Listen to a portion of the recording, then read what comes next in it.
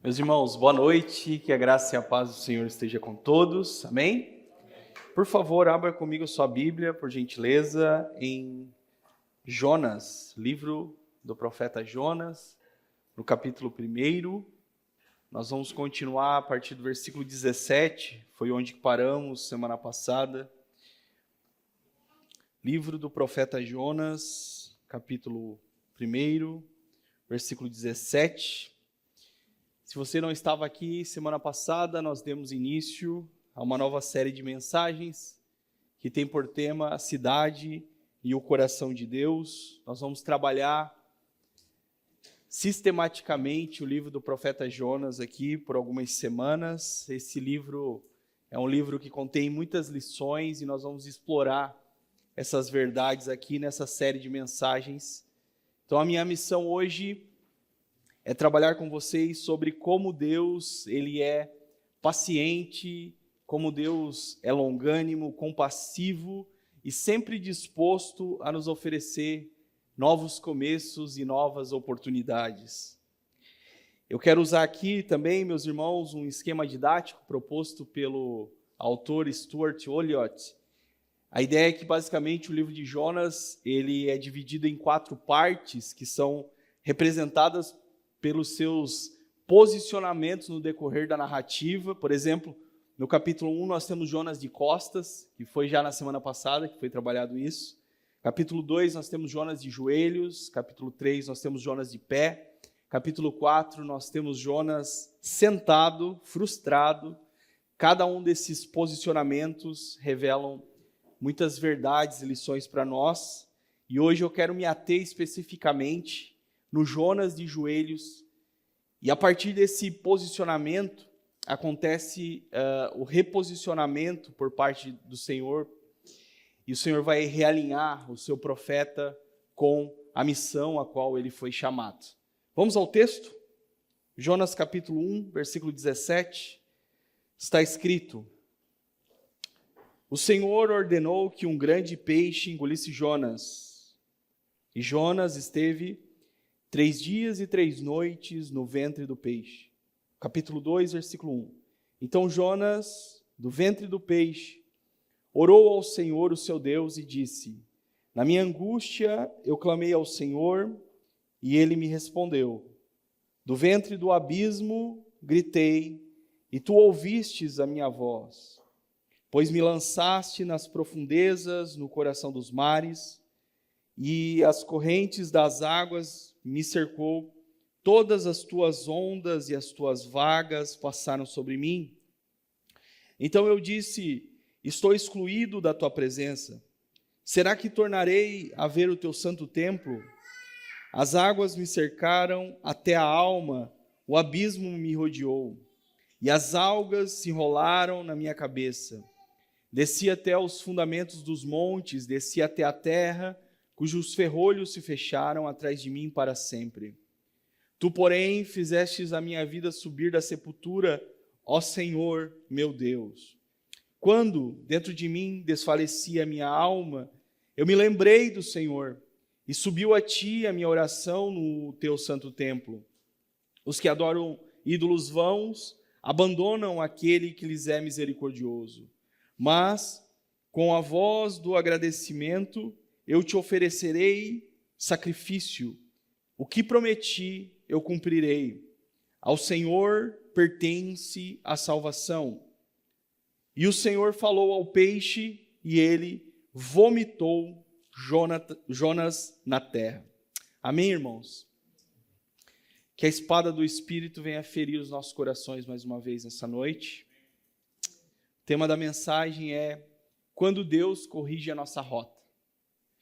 Quando Deus corrige a nossa rota.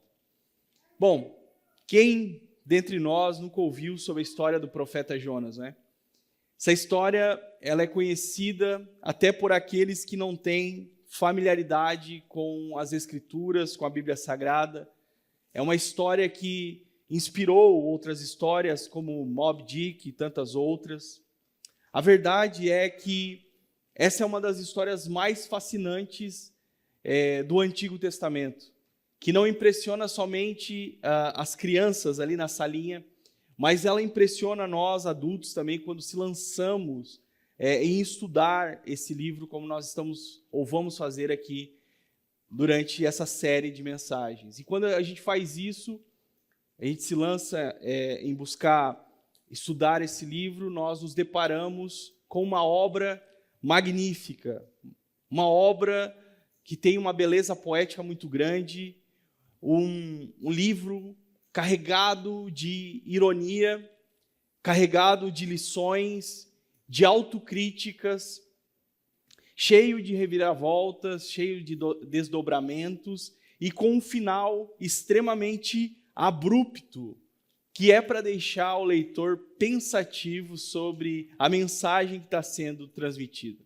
Esse livro, meus irmãos, é um livro singular, em diversos aspectos. O pastor Eduardo pontuou alguns na semana passada também, mas eu diria que ele é singular começando pela sua autoria. Quem escreve esse livro muito possivelmente não é o próprio Jonas. É alguém que estava perto de Jonas, porque ele descreve a vida do profeta na terceira pessoa. O texto diz: Jonas orou, Jonas foi, Jonas veio, e assim por diante. Me parece que é o ponto de vista de um observador. Diferente dos outros livros proféticos, Jonas é um livro narrativo. Então, quando você olha os livros dos profetas da Bíblia, por exemplo, você vai ver que esses livros são carregados de oráculos, profecias, palavras de juízo, palavras de esperança, mas aqui nós temos uma história que está sendo contada. Então, por isso que ele é diferente dos outros livros proféticos. O objetivo do autor aqui, que a gente não sabe exatamente quem é, mas sabemos que este autor é inspirado por Deus, é usar a figura do profeta como um modelo que aponta a negligência, no primeiro momento, do profeta Jonas, obviamente, mas também a negligência da nação de Israel em sua missão de revelar Deus, ou Yahweh, às demais nações. Nós sabemos que Israel tem sim um chamado missional, uma vocação muito clara de ser luz para as nações. Mas o que acontece é que, por conta do orgulho nacionalista, patriótico, e achando que Deus pertencia somente a eles como um povo eleito, a nação de Israel acabou falhando nessa missão, porque eles entenderam a eleição de uma maneira errada. Portanto, Jonas ele é um exemplo vívido, uma expressão vívida de um povo que diz que ama a Deus, um povo que diz que ama os decretos e os mandamentos de Deus, mas não compartilha, não compactua dos sentimentos de Deus, não tem alteridade para com aquilo que é importante para o Senhor. Logo, acho que uma das grandes lições que o livro nos mostra é que estar engajado na missão de Deus vai muito além de você ter um conhecimento teológico, vai muito além de você ter algumas experiências com Deus. Estar engajado na missão do Senhor tem a ver com compartilhar o coração de Deus, nas afeições de Deus, se preocupar com aquilo que realmente importa para Deus. Acredito que esse seja o principal pecado de Jonas. E é justamente a partir dessa perspectiva que nós podemos afirmar que a mensagem central do livro não é sobre o grande peixe, não é sobre a grande cidade de Nínive, não é sobre a grande missão do profeta em si. O tema central deste livro, nós poderíamos dizer que é quem Deus é. Quem Deus é. É como se o autor ele estivesse respondendo essa pergunta. Fica evidente no decorrer da narrativa que Deus é soberano sobre todas as coisas, sobre os mares, sobre a criação, sobre as criaturas. Deus é soberano sobre a natureza, sobre todas as coisas.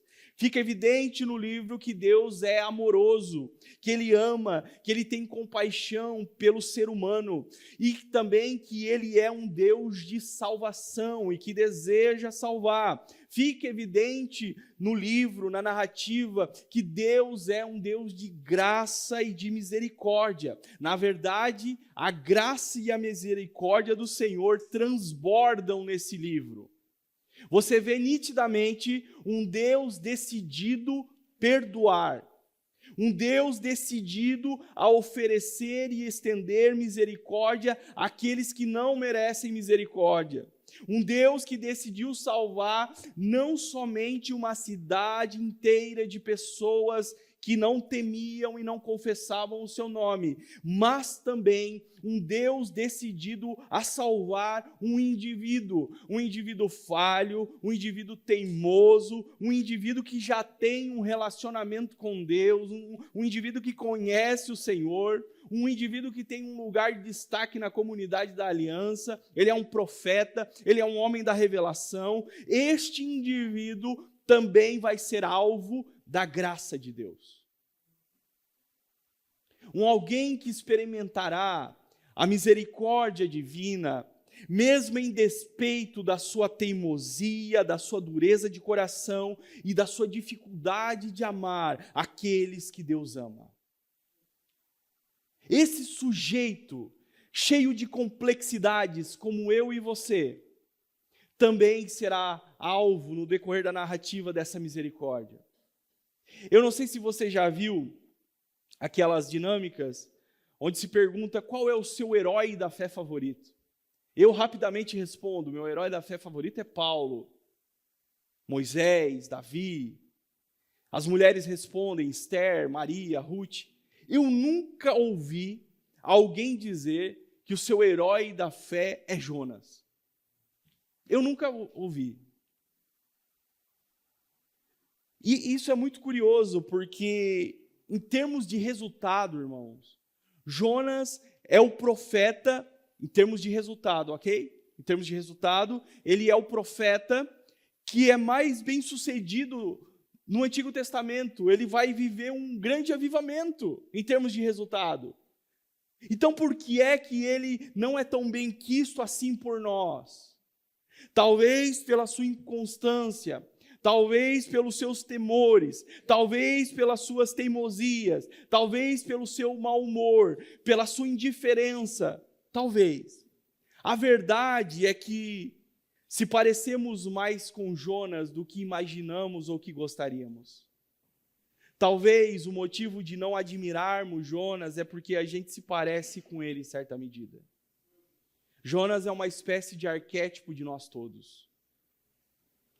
Afinal de contas, quem de nós nunca desobedeceu a Deus? Quem de nós nunca tentou se esconder? Quem aqui nunca tropeçou nos seus próprios medos? Quem aqui nunca deu desculpas ou criou empecilhos para fazer aquilo que foi chamado para fazer? Quem de nós? Ao olharmos para as Escrituras, eu gostaria que você redobrasse a sua atenção agora, percebemos que Deus trabalha nas nossas vidas ou na vida dos seus filhos seguindo um padrão. Ele permite, quando desobedecemos ou tentamos fugir, ou ainda quando nos fazemos de surdo ao seu querer e à sua vontade, que nós sejamos quebrados, engolidos, para então nos conduzir à rendição, ao arrependimento. E a rendição nos leva à restauração. No ventre do grande peixe, que nós vamos averiguar aqui nessa noite, Jonas vive essa sequência: quebra, rendição e restauração. Eu quero trabalhar esses 3 pontos dentro do texto que nós lemos. Amém, irmãos? Como nós vimos então na semana passada, no primeiro capítulo do livro do profeta Jonas, o profeta ele tem uma missão muito complexa, uma missão tenebrosa: pregar na cidade Nínive. Nínive era a capital do império da Síria e era conhecida pela sua crueldade, pela sua violência para com os inimigos, para com os desafetos. A grande questão é que não era somente os governantes ou os líderes da cidade que eram pessoas violentas. Nínive respirava uma cultura de violência. A população da cidade era maliciosa e violenta. Então, essa era a missão de Jonas, ir até esse lugar. Alguns estudiosos afirmam que Adolf Hitler teria se inspirado em algumas técnicas dos assírios, principalmente com relação à violência psicológica. Os ninivitas, eles eram mestres nisso, justamente para incutir medo nos seus inimigos. Os inimigos, quando eles ouvissem a expressão Nínive, eles deveriam tremer de medo. Jonas, então, ele foge. Mas ele não foge somente com medo da violência dos ninivitas. Quando o Jonas foge, meus irmãos, ele está negando a possibilidade de Nínive se arrepender, porque ele quer que Nínive sofra o juízo de Deus. Esse é o ponto. Ao não ir para Nínive, é como se ele dissesse assim: eu quero que eles sejam riscados do mapa. Eu vou fugir para que o juízo de Deus recaia sobre aqueles homens, sobre aquelas pessoas. Então ele foge, como nós vimos na semana passada, ele pega uma embarcação e vai ser terrível essa viagem. Deus vai mandar a tempestade e depois dessa tempestade o barco quase vai quebrar e os marinheiros, depois de muita conversa, eles vão entender que o grande problema daquela tempestade era o Jonas. E eles vão então, resumindo, vão jogar o profeta fujão no mar. E aqui nós chegamos no versículo 17 que diz: o Senhor ordenou que um grande peixe engolisse Jonas, e Jonas esteve 3 dias e 3 noites no ventre do peixe. O primeiro ponto que eu quero chamar a sua atenção aqui é o seguinte: Jonas não simplesmente caiu no mar e foi engolido pelo peixe. Isso aqui é o resultado. Resultado do quê? O resultado de um processo de declínio. Resultado de um processo de descida que já vinha acontecendo. O texto, meus irmãos, ele escancara isso para nós. No capítulo 1. Eu quero que você note isso agora. Lá no capítulo 1, só para você entender, no versículo 3, Jonas desobedece, desce. O texto vai mostrando isso para nós. Ele desce para Jope. No versículo 3 ainda, ele desce ao navio. No versículo 5, ele desce ao porão do navio. No versículo 15, ele desce ao mar porque ele é jogado. E no versículo 17, ele desce ao ventre do grande peixe e vai para o abismo do oceano. Você consegue perceber? Aqui nós temos um espiral descendente. Essa descida aos porões do abismo começa justamente quando Jonas desobedece ao Senhor. Logo, o que percebemos na teologia aqui presente no livro é que a desobediência é o primeiro passo de uma queda que nunca para onde nós queremos. Jonas só queria fugir. Ele só queria ficar tranquilo. Ele só queria ouvir a notícia que Nínive foi varrida da face da terra. Ele só queria não ter que assumir esse compromisso que para ele é custoso demais, é pesado demais. Mas ao desobedecer a voz direta de Deus, ou seja, não foi uma impressão, não foi uma experiência subjetiva, não foi alguém que chegou, bateu no ombro de Jonas e disse: Jonas, Deus me revelou, irmão, que você tem que ir lá em Nínive pregar, porque se fosse assim ele ia dizer: ei, vai você, eu não vou, né? Eu não quero papo com essa gente. Mas, irmãos, aqui foi uma experiência direta, foi a voz direta do Senhor. Ao desobedecer a voz direta do Senhor, a vida do profeta ganha um rumo a qual ele não imaginava. Ele acha que vai escapar, mas a cada passo na sua fuga é um passo mais fundo, segundo o texto, em direção ao abismo. O que eu quero dizer aqui é que fugir da vontade, do propósito de Deus, vai nos levar sempre para um caminho de descida. Descida em relação ao quê? Descida em relação a nós mesmos e aquilo que o Senhor projetou para nós. Às vezes tentamos fugir, às vezes damos desculpas, às vezes não queremos assumir compromissos, mas quanto mais tentamos escapar, mais nos afundamos nos abismos da nossa existência. Por quê? Porque a nossa existência ela só encontra propósito e sentido quando ela está alinhada com os propósitos de Deus. Fora disso, nós nos encontramos fugindo. O segundo ponto nesse versículo que me chama a atenção aqui é que, em meio a esse processo assustador, traumático, de um grande peixe engolir Jonas, o que nós temos aqui é a mais absurda, indizível graça de Deus manifesta. A graça de Deus manifesta na figura de uma criatura assustadora, que engole, que esmaga, que traga o profeta. Jonas vai parar no ventre de um monstro marinho. E é exatamente isso. O John Walton, que é um importante teólogo do Antigo Testamento, ele é especialista no Antigo Oriente Próximo. Ele fala que a melhor expressão aqui seria monstro do mar. Monstro do mar, monstro marinho. Se popularizou a ideia de uma baleia e tudo mais, mas a ideia aqui no texto é monstro do mar. Eu queria, irmão, que você fizesse esse exercício comigo agora. Imagina quão terrível é essa situação.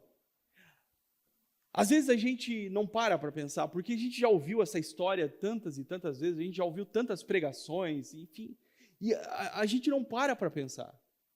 Imagina que terrível é esse lugar. Imagina que terrível é esse ambiente, um ambiente mal cheiroso, um ambiente escuro, um ambiente sujo, um ambiente deplorável. Jonas está no ventre do inferno. É isso que ele diz. Mas é nesse lugar, sobre essas circunstâncias, que o profeta experimenta a graça e a misericórdia de Deus. Porque embora Jonas esteja vivendo uma situação terrível, ainda assim ele vai ser guardado por Deus. É um péssimo lugar, é uma situação tenebrosa, é desconfortável, mas Deus está guardando o seu filho. Diante de todo o perigo do oceano, diante de toda a possibilidade que ele poderia enfrentar, e o risco iminente de afogamento, Jonas poderia estar numa situação complicada, ainda pior, mas dentro do ventre do grande peixe, muito possivelmente, ele encontra um bolsão de ar, onde ele pode respirar minimamente, e a sua vida é preservada. Isso é graça e misericórdia. Você sabe que graça e misericórdia são coisas distintas, não é? Sabe o que é graça e misericórdia? Graça é quando Deus nos dá aquilo que nós não merecíamos. Jonas não merecia essa salvação, mas é isso que ele recebe. E a misericórdia é quando Deus não nos dá aquilo que nós merecíamos. Jonas merecia o juízo, mas está recebendo salvação. É graça e misericórdia, porque não se trata, meus irmãos, somente de sobrevivência. A gente foca na questão da sobrevivência, isso é importante, óbvio. Mas o maior milagre se dá no fato de que Jonas, neste lugar, sob essas condições, ele se reencontra com o seu Deus e com a missão a qual ele foi chamado. Sabe, irmãos, Deus, ele é especialista em utilizar circunstâncias e adversidades e até mesmo situações desconfortáveis para nos fazer crescer, para nos transformar, para nos moldar segundo a sua vontade. E Deus faz isso porque Ele está muito mais interessado no nosso desenvolvimento do que no nosso conforto. Deus se utiliza das adversidades como um instrumento pedagógico. As adversidades são instrumentos da pedagogia divina para nos colocar de joelhos, nos fazendo voltar, nos fazendo despertar do sono da insensatez que muitas vezes nós insistimos em dormir.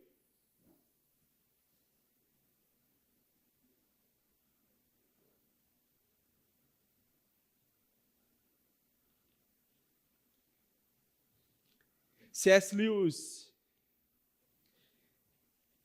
diz que o sofrimento é o megafone de Deus para despertar um mundo surdo. Aqui é um profeta que se faz de surdo à voz de Deus. E às vezes, eu e você, nós também nos fazemos de surdo. Como aquela criança que coloca o dedo no ouvido e começa a cantarolar. Espero que a Lorena nunca faça isso. Mas a gente é assim às vezes.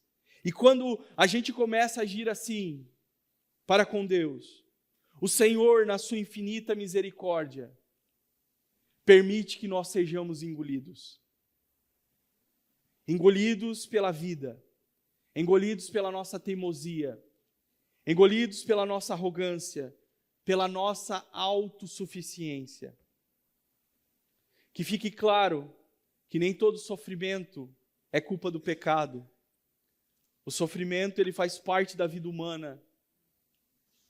Nós nascemos chorando, irmão, nós nascemos sofrendo. O sofrimento é inerente à vida humana. Mas eu faço coro com aquilo que o pastor Eduardo comentou semana passada, citando Tim Keller. Todo pecado, ele tem uma tempestade atrelado a si. E é disso que eu estou falando. E é isso que Jonas está enfrentando. A adversidade como a vara da correção divina. Jonas está enfrentando a disciplina do Senhor. Deus está pesando a mão sobre o seu servo, sim. Deus está pesando a mão sobre o seu filho, sim. Deus pesa a mão sobre os seus filhos, sim. Irmão Kleber, mas eu não concordo, eu acho que Jesus é só amor. Eu achei que eu era o centro do coração de Jesus, irmão Kleber. Eu achei que eu era o ponto fraco do coração de Deus, irmão Kleber. Se você pensa dessa forma, com o devido respeito, eu peço para que você releia as Escrituras novamente. Porque Deus corrige os seus filhos. E pasmem, meus irmãos, pasmem, é muito melhor Deus pesar a mão do que Deus tirar a mão. É muito melhor o Senhor pesar a mão, porque pesar a mão significa que Ele não desistiu de nós. Pesar a mão significa que o Senhor está nos empurrando, mesmo com as nossas resistências, com a nossa inconstância, o Senhor está nos empurrando para o centro do seu querer. Mas quando Deus tira a mão, isso é terrível, significa que Ele nos entregou a nossa própria sorte, conforme Romanos capítulo 1, significa que nós somos entregues às nossas paixões.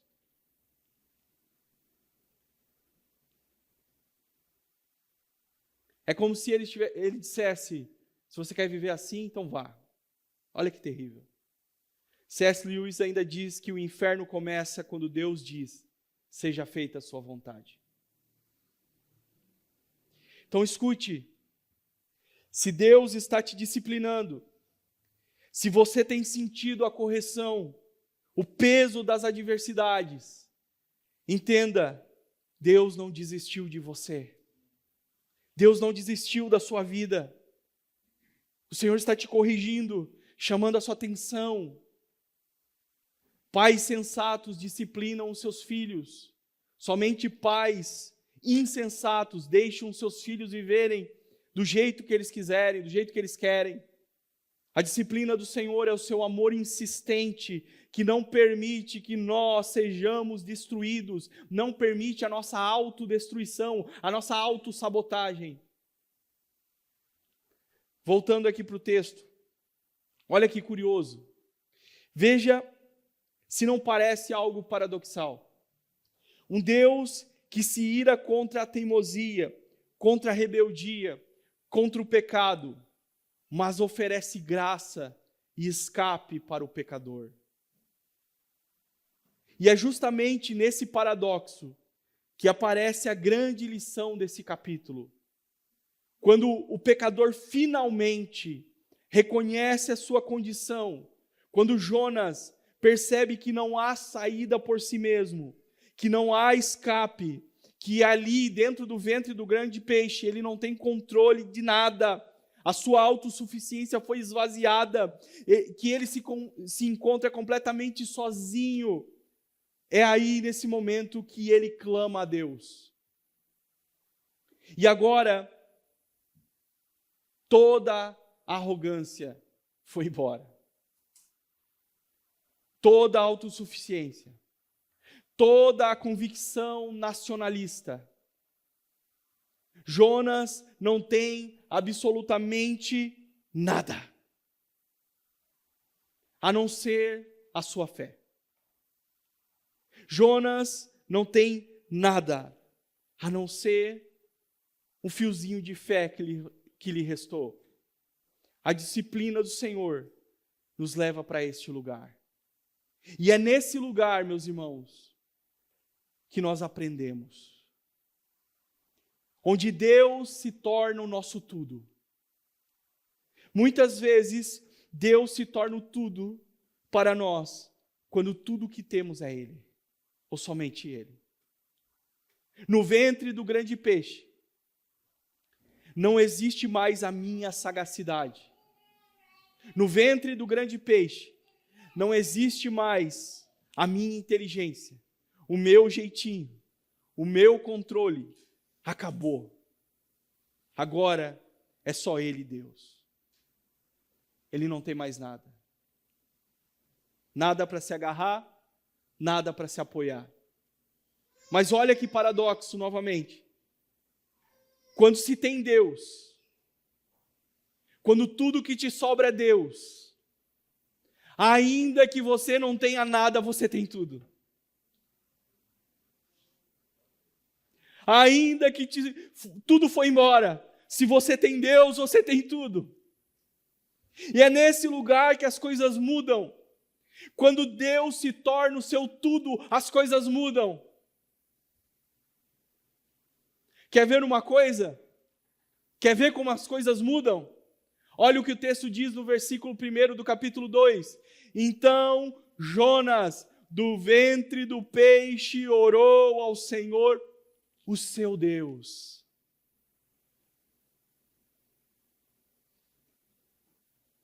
Olha que curioso isso. No capítulo 1, os pagãos, lembra? O pastor Eduardo comentou isso semana passada. Os pagãos tiveram que chamar a atenção de Jonas para que Jonas orasse. Lembra? Estava dormindo, apagado, deitado eternamente em berço esplêndido. Os pagãos chamaram a atenção dele. Ei, você não vai orar, não. Você não vai clamar ao seu Deus, não. Mas agora, no capítulo 2, dentro do ventre do grande peixe, É Ele quem levanta um clamor ao Senhor. Não porque alguém mandou, não porque ele foi cobrado, não porque o pastor chamou a atenção, ei, você tem que orar, o líder de oração chamou, ei, vocês têm que orar. Não, não, não. Agora a própria dor e o fundo do poço o levaram a dobrar os seus joelhos e a clamar.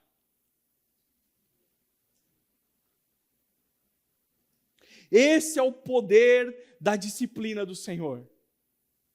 É tirar a nossa altivez, é tirar a nossa autossuficiência e nos colocar de joelhos. Agora, a grande pergunta que fica é: será que Jonas se arrependeu? Para responder essa pergunta, precisamos examinar os versículos 2 ao 9 do capítulo 2. Por quê?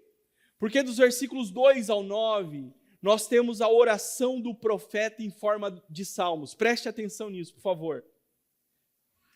Jonas vai salmodiar dentro do ventre do grande peixe. O que mais me chama a atenção é que a oração de Jonas, com perdão do trocadilho, é encharcada de Bíblia. Temos aqui, no verso 2 ao 9 do capítulo 2, várias citações de salmos. A oração do profeta, ela é construída tendo como base o seu livro de fé e prática, vários salmos. Eu vou citar alguns para vocês. Salmo 18, verso 6, Salmo 120, Salmo 42, Salmo 31, Salmos 14, Salmos 38. Praticamente, cada estrofe da oração de Jonas é a citação direta ou indireta de um salmo, desses que eu citei para vocês. Isso era muito comum na espiritualidade hebraica, recitação de salmos. Lembra de Jesus? Quando ele está na cruz, ele vai recitar o Salmo 22. Eloi, Eloi, lama sabachthani. Deus meu, por que me desamparastes? Então, era muito comum a recitação de salmos aqui na espiritualidade do povo hebreu. E o que fica de lição aqui para nós é que, no momento de maior dor, no momento de maior dificuldade, no momento da calamidade, o que transborda do coração de Jonas não é o desespero vazio, não é um desabafo em tom niilista, não é xingamentos, não é acusações, imprecações. Você já viu aquele salmo onde o salmista tá bravo com Deus? A gente lê esses salmos assim, rapidinho assim, porque parece que vai cair um raio na nossa cabeça. A gente lê muito rápido. Mas era comum isso também, mas Jonas não faz isso. Não existem imprecações, não existem acusações. O que sai de Jonas é a palavra de Deus que está enraizada na sua alma. O que vem para fora é a palavra.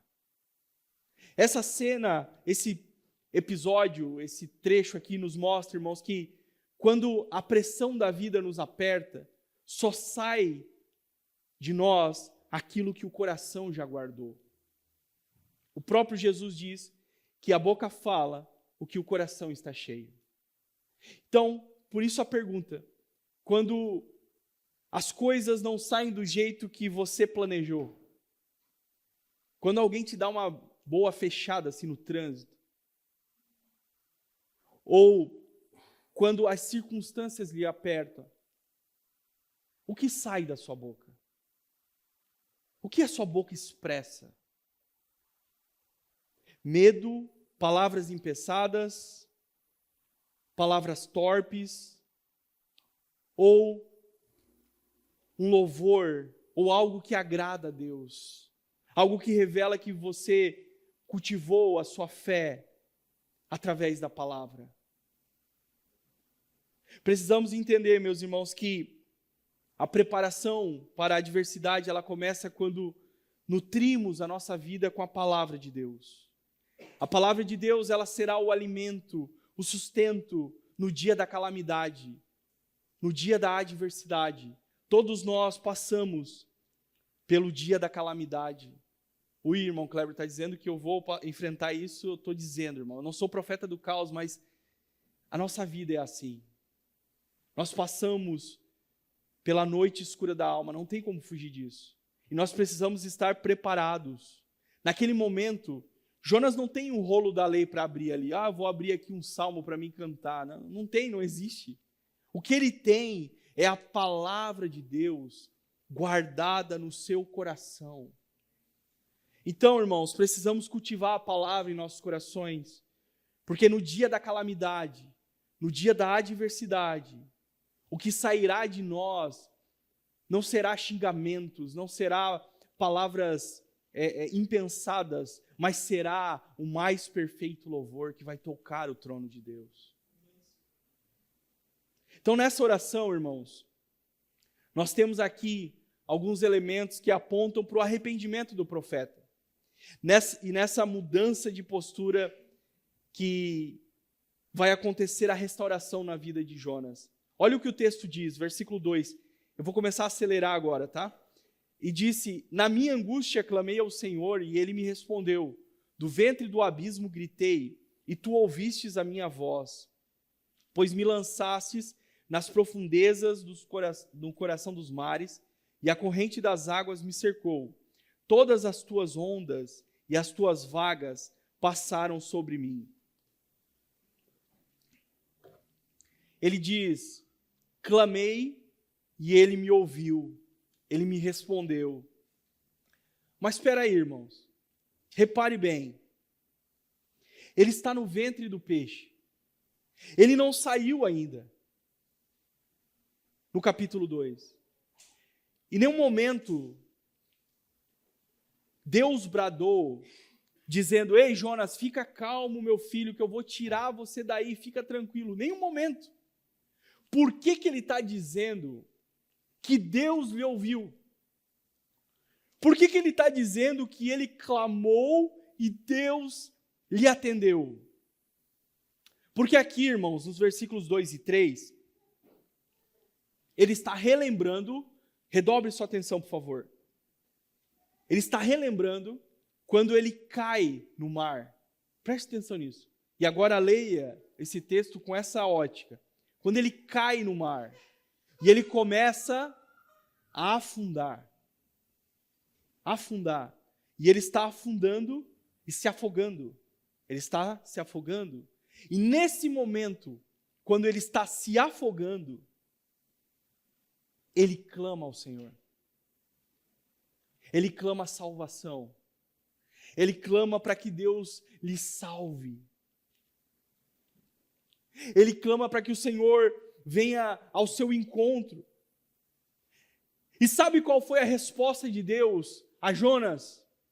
Sabe qual foi a resposta de Deus a essa oração? A resposta foi que Deus enviou um monstro marinho para engolir o seu filho. Olha como Deus respondeu. Deus enviou um monstro marinho. E Jonas, ele entendeu que aquele grande peixe, aquele monstro marinho, é a salvação da parte de Deus. Ele entendeu que aquele monstro é a provisão de Deus para a sua vida. Sabe o que é provisão? Provisão é visão por antecipação. Deus, na categoria de onisciente, ele conhece todas as coisas, certo? E ele sabe, por conta da sua onisciência, exatamente o momento de agir nas nossas vidas. Então, provisão, escute, é a resposta certa, no momento certo, na hora certa, na medida certa. Aquela adversidade era a provisão divina para mudar a rota, para mudar a vida do profeta. É por isso que Jonas não vai apresentar, meus irmãos, um cântico imprecatório, não é um cântico de acusação, não é uma elegia fúnebre, não, aqui é um cântico de ação de graças ao Deus da salvação.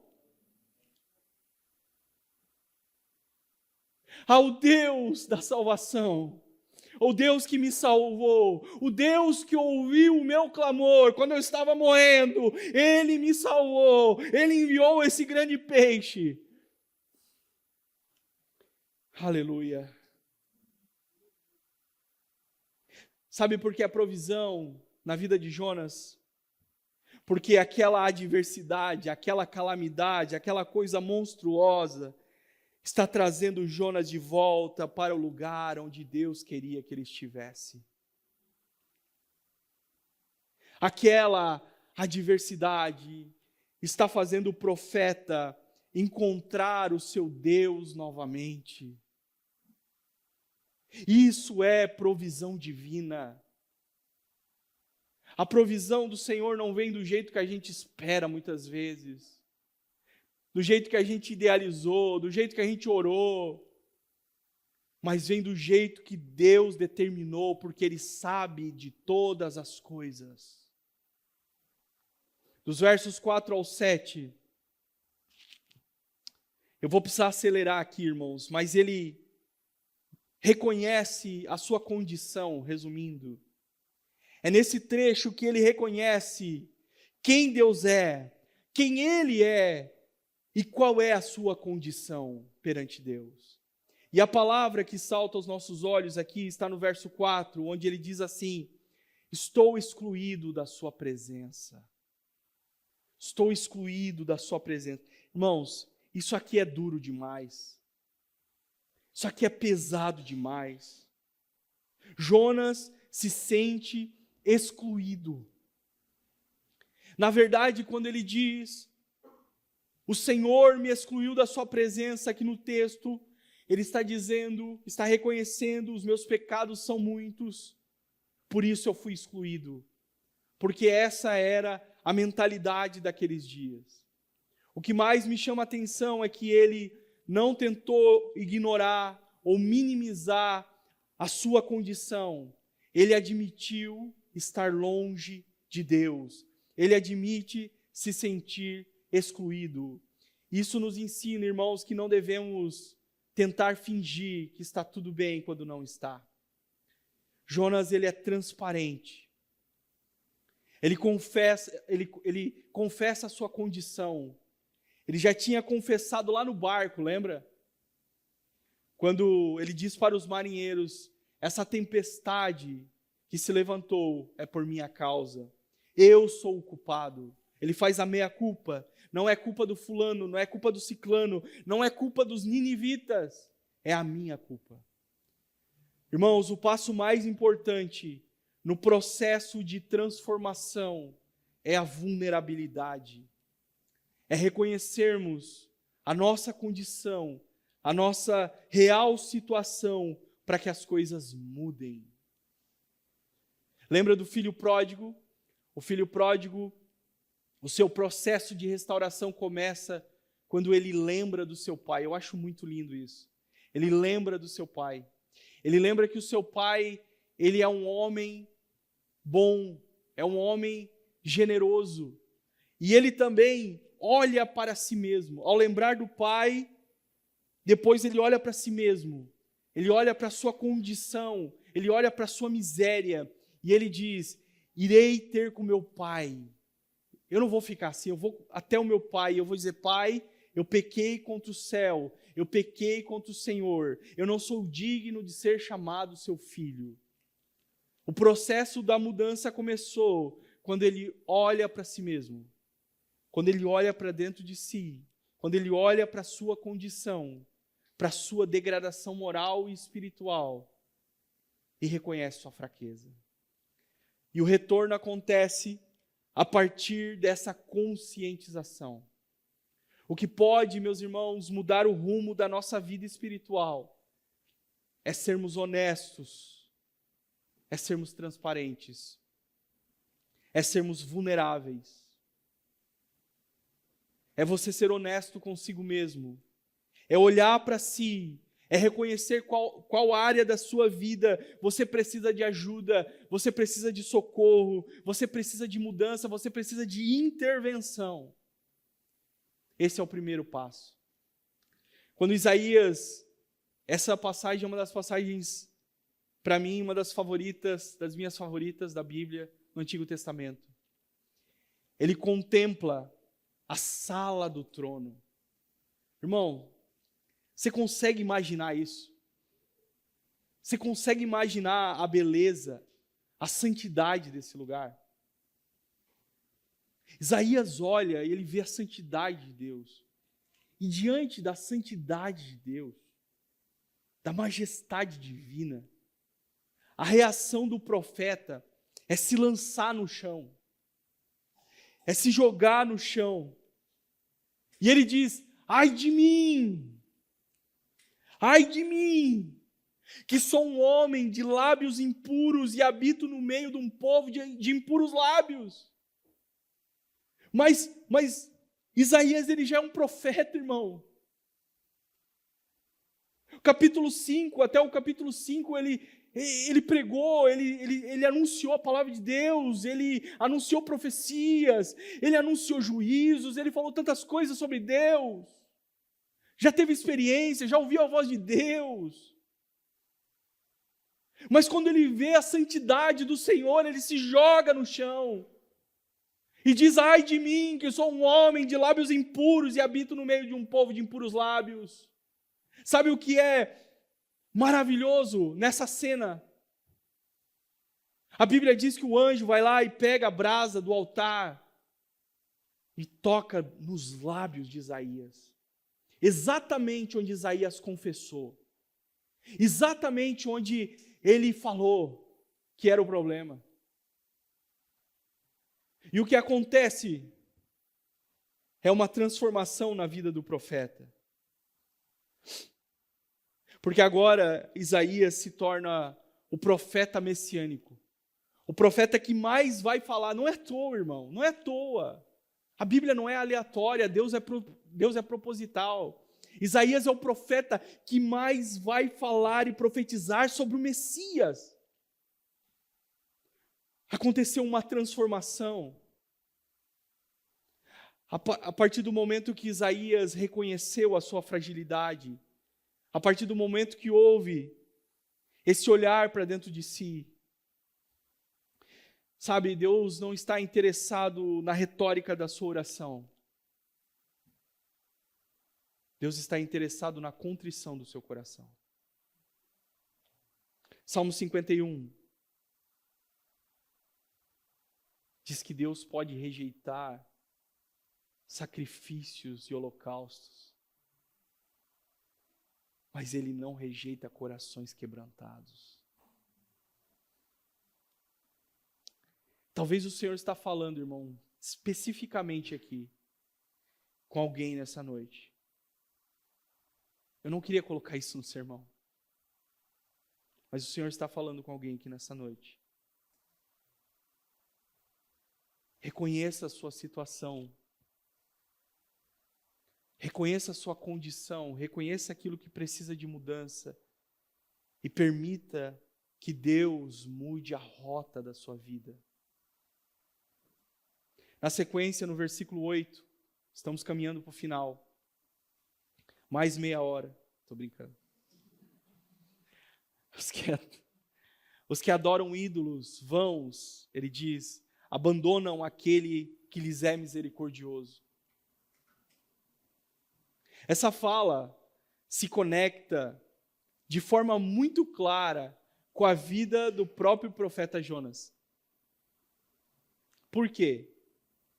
Jonas, pode ser que ele não ergueu nenhuma estátua, pode ser que ele não se curvou diante de nenhum falso deus, mas ele fez da sua própria vontade um ídolo. Quando ele preferiu morrer do que obedecer ao Senhor. Jonas mostrou que ele preferia obedecer os seus próprios sentimentos, as suas próprias convicções, do que obedecer à vontade de Deus. E olha que terrível isso. O ídolo vão de Jonas foi confiar em si mesmo, se achando mais justo do que Deus.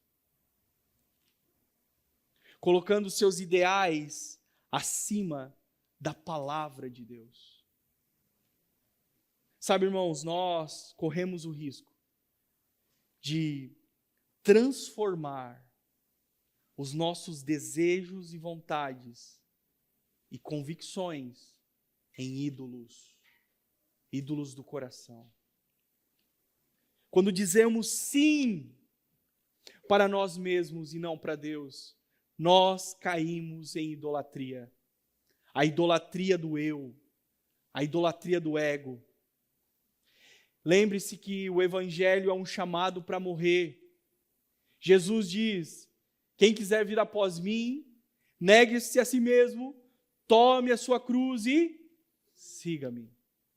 Então, a essência do discipulado é dizermos não para nós mesmos todos os dias. Todos os dias é um chamado para morrer. Todos os dias é um chamado para abraçar a vontade do Senhor em detrimento da nossa. Philip Yancey, um escritor norte-americano, ele diz que a história da Bíblia ela pode ser resumida na história de 2 jardins. No primeiro jardim, o jardim do Éden, o primeiro Adão, ele disse sim para si mesmo e não para Deus. E o resultado disso foi catastrófico. Foi a queda. Já no segundo jardim, o Getsêmani, o segundo Adão, Jesus, ele disse não para si mesmo e sim para Deus. E o resultado disso foi a salvação que chegou até nós. Por isso, o antídoto contra a idolatria do eu, a idolatria do ego, é seguirmos os passos do nosso irmão mais velho, Jesus.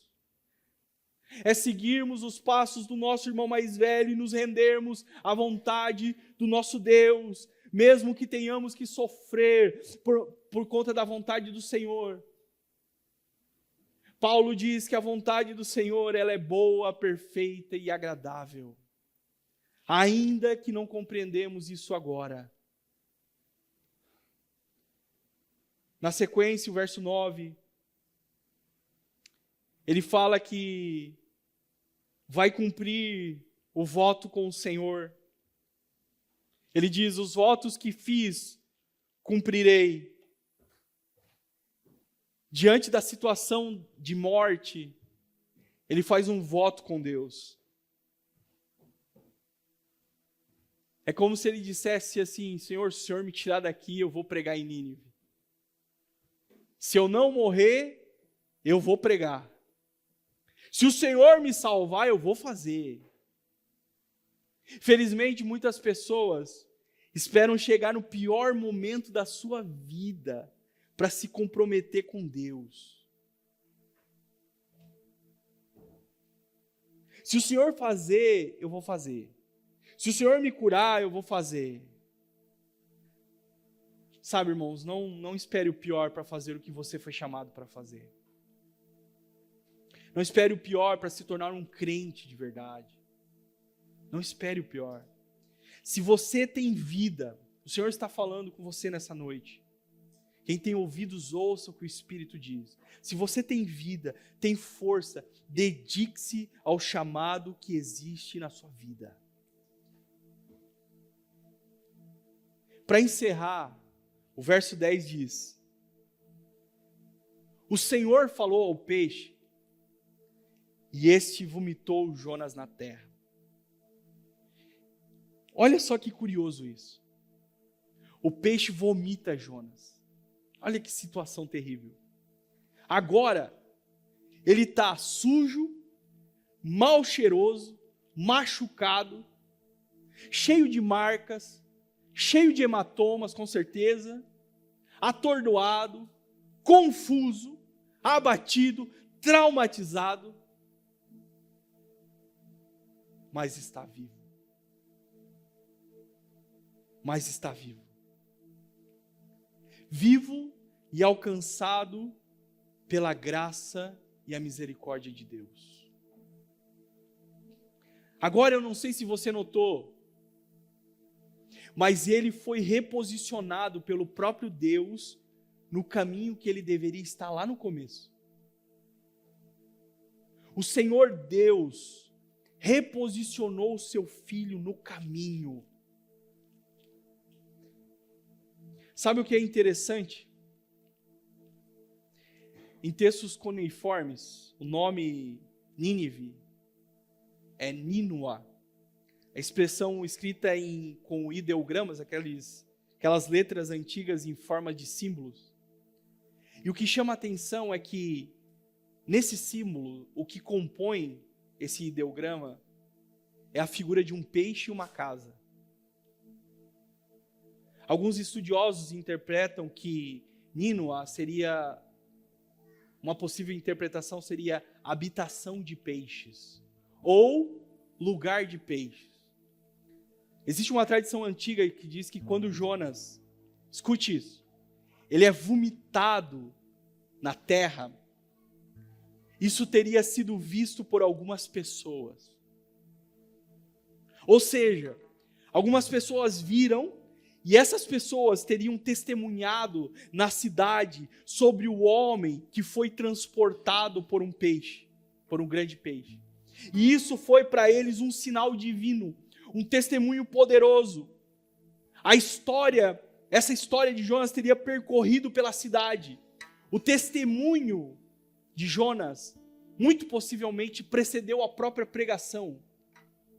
As pessoas, elas estavam abismadas com a palavra de Deus que Jonas anunciava, do homem que saiu de dentro do ventre do grande peixe.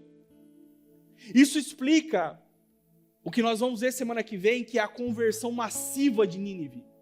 Lembra?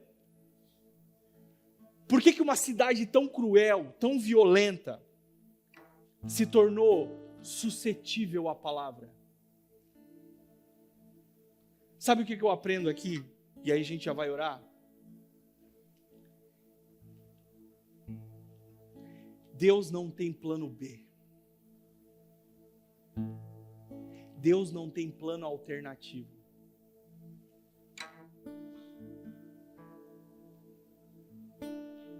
Deus não tem outros planos. Sabe, o plano B de Deus é fazer o plano A dar certo. Não existe outros planos. Deus não tem um plano B para você. Deus não tem planos alternativos para você. Deus tem um plano.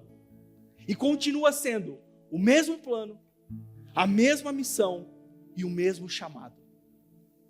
Então tudo que você viveu até aqui, tudo que você tem experimentado até aqui, eu estou falando talvez de fracassos, traumas, quedas, perdas, tragédias, decepções, tudo isso, calamidade, tudo isso. Deus é totalmente poderoso para fazer disso um testemunho vivo do quanto Ele é soberano. Deus tem o poder de reverter maldições em bênçãos. Deus tem o poder de transformar tragédias em histórias que vão inspirar outras histórias. Deus tem o poder em converter traumas em experiências. Deus tem o poder de fazer verter cura de feridas que foram abertas na sua alma. Deus tem o poder de transformar tudo isso em algo que será um testemunho poderoso no futuro. O Senhor está conduzindo a nossa história.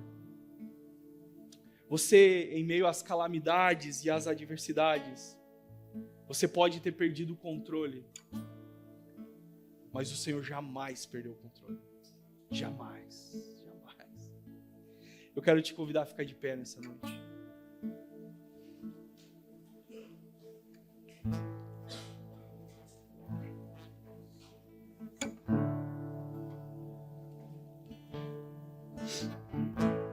Por favor.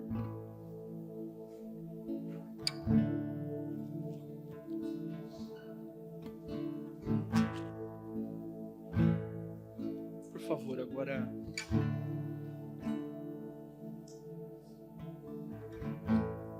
de tantas coisas que nós poderíamos orar nessa noite, por essa palavra. Eu sinto que nós devemos orar por vulnerabilidade. Às vezes a gente está tão machucado, tão duro de coração, que permanecemos com uma couraça que nos torna inflexíveis e insensíveis à ação de Deus. O grande milagre dessa história que nós vimos hoje não é só a sobrevivência, mas é o reencontro do profeta com o seu Deus. É o reencontro do profeta com a missão. É o reencontro com a vocação, com o chamado. Talvez essa é a noite de você reencontrar com o chamado, reencontrar com Deus. O Senhor está realinhando a sua rota. O Senhor está realinhando as rotas aqui. Eu gostaria de orar nessa noite. Eu não vou pedir para que ninguém venha à frente, mas eu quero orar nessa noite por vulnerabilidade. Talvez o Senhor está falando com você e você tem enfrentado dias maus, calamidades, situações complexas, situações difíceis. E você tem lutado ou não tem entendido o que está acontecendo. O Senhor está realinhando a sua rota. O Senhor está realinhando a sua rota.